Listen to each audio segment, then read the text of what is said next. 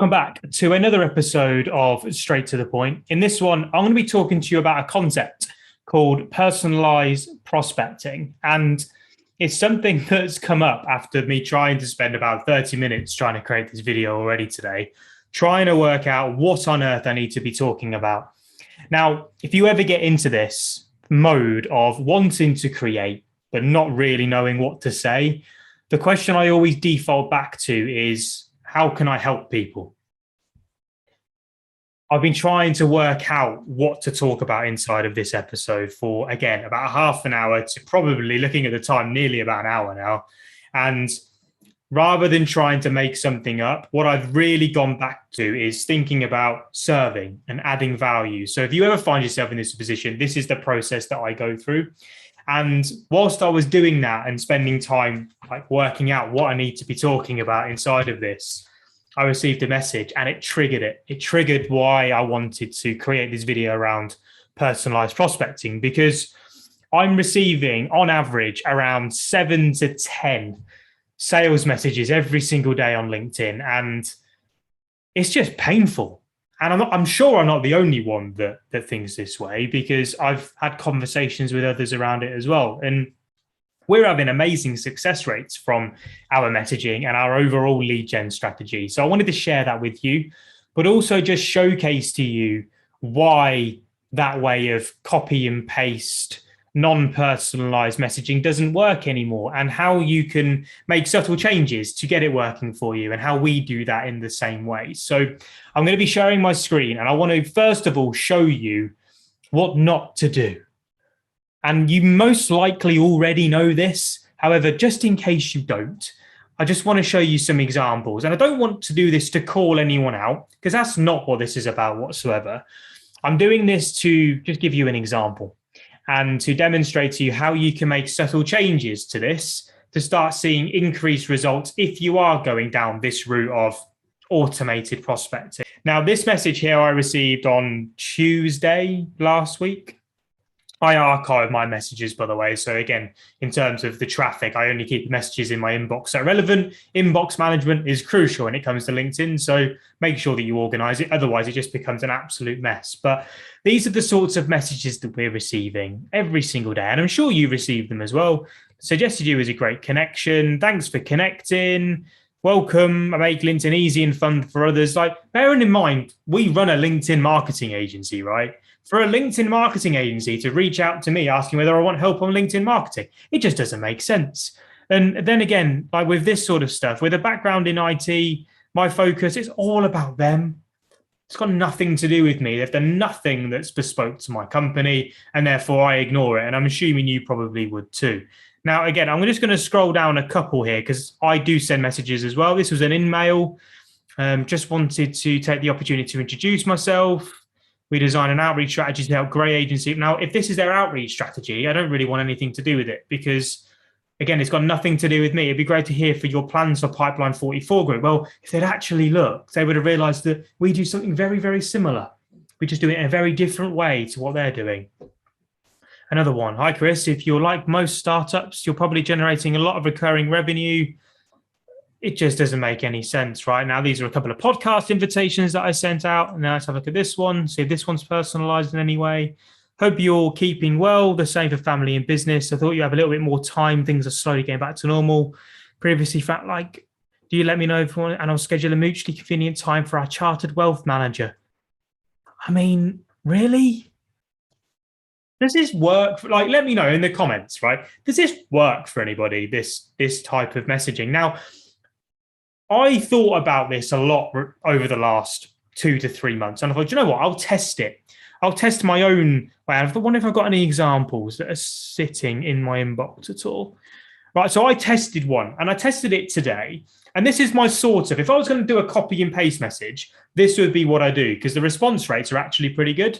And what I'm looking to do with this from a mentality point of view is offer value. I'm looking to help people. Now, I'm going to expand this so you can see it. So this is my message. I actually typed this up this morning just to see whether I could get anything. So, hi, Layla, it's great to connect with you. I hope you don't mind me reaching out. I'm trying to be polite in the way that I'm reaching out. By the way, if you want to create something similar to this, then please feel free. However, what I'm now going to show you afterwards is the way that I would do it if I'm really looking to outreach to generate leads rather than outreach to add value to then let my content do the talking, because there's two different ways that you can look at this, right? One of the things I'd said I'd do this year is provide as much value as possible. Below are a couple of links I thought would help if social media is something you use for business. So I send them a link to my YouTube channel, which if you're on here right now or you listen to my podcast, it's quite a lot of value on here.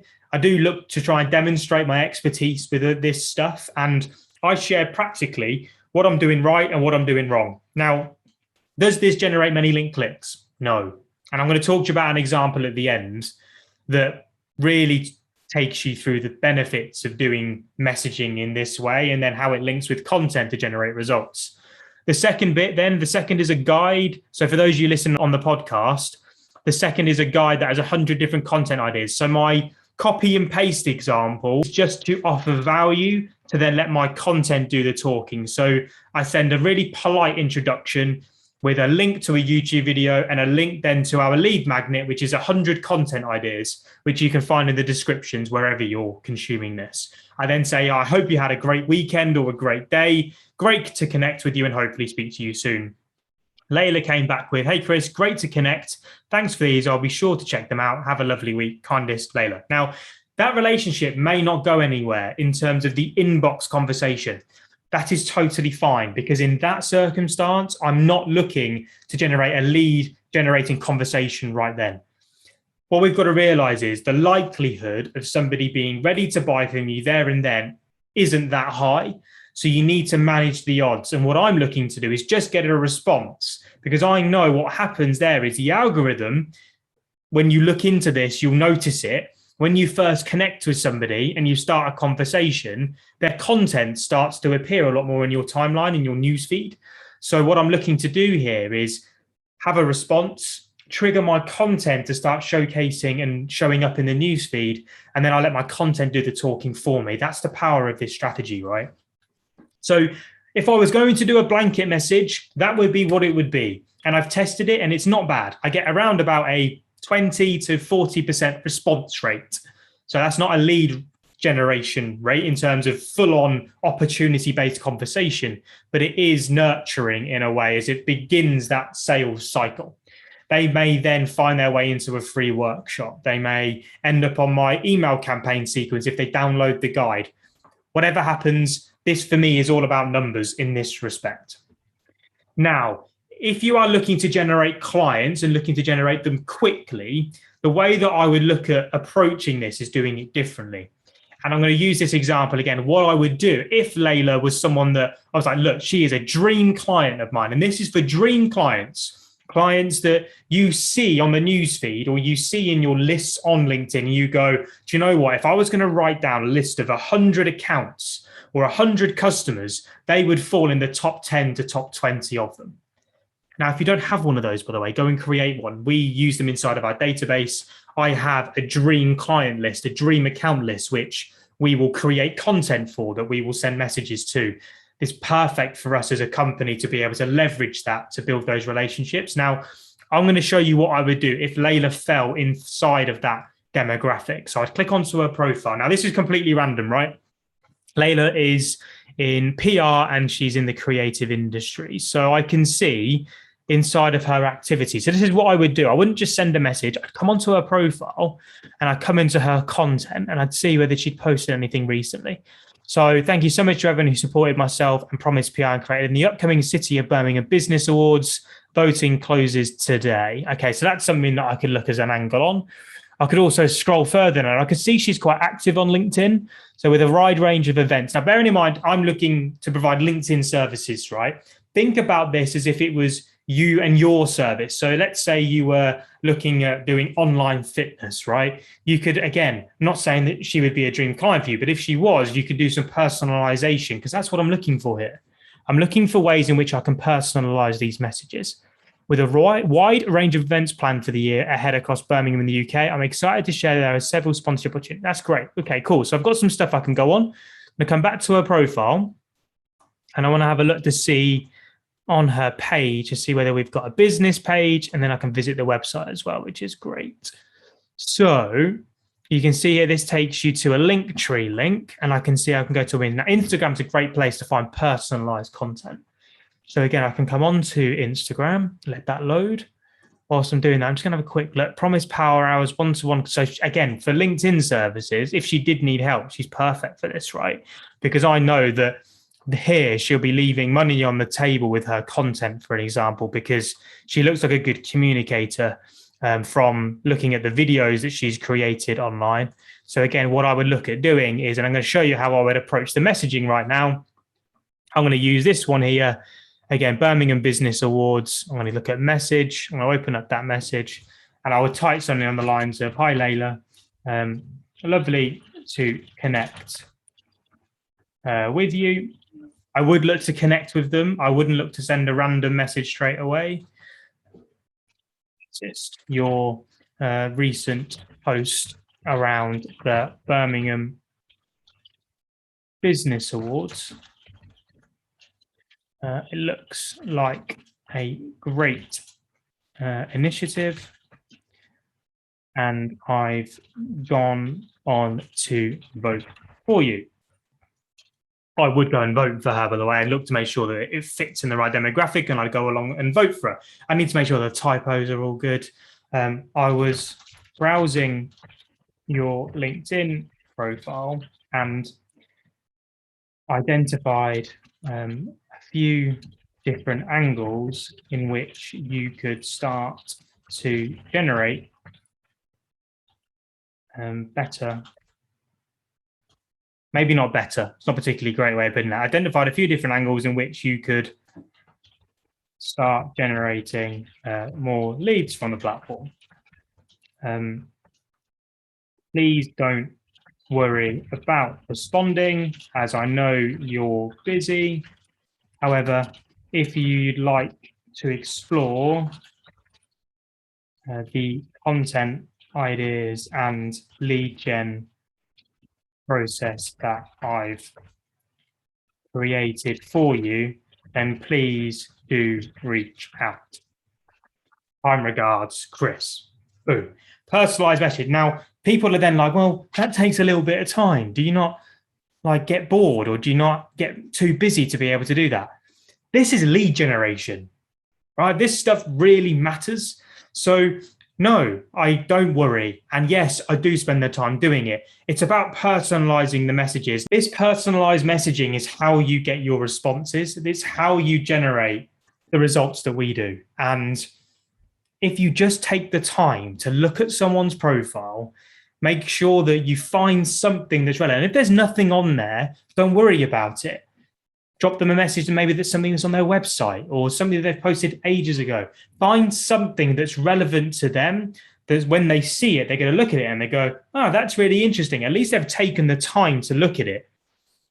When somebody messages me on LinkedIn and they've taken the time to look at what we do, they've noticed my website doesn't work.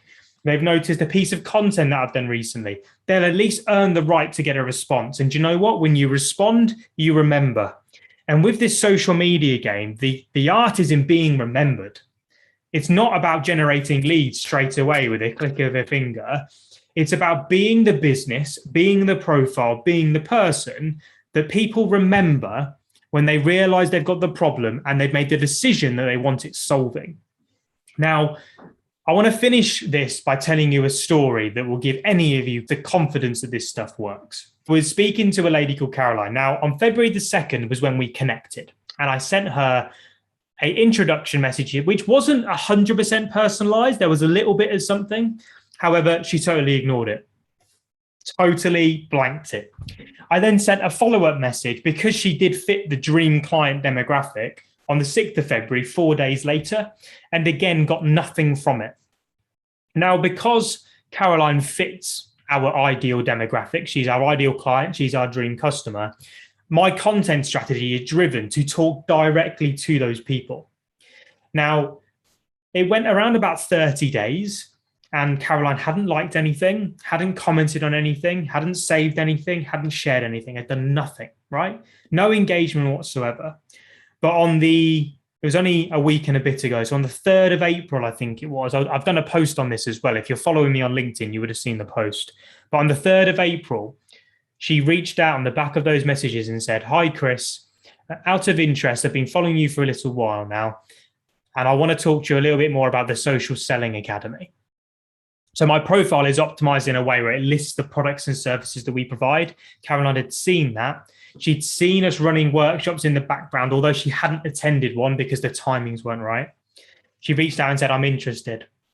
About half an hour later, we were having a phone conversation. So I didn't look to long out the conversation, straight onto the phone. We had a great phone conversation. And then before the phone call ended, we then jumped onto Zoom so I could show her how it looked and what the actual academy was. 3 hours later, she watched the workshop replay, because that's the process that we have written. So anyone that we speak to watches the workshop replay. We sent her the link and then she signed up. That process followed our average sales cycle of around 35 days. That's the power of this.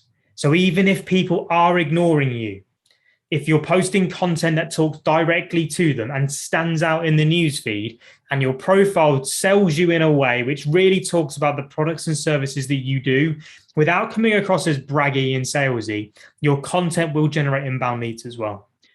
But this episode was all about personalized prospecting. It's about taking the time. It's not a volume play.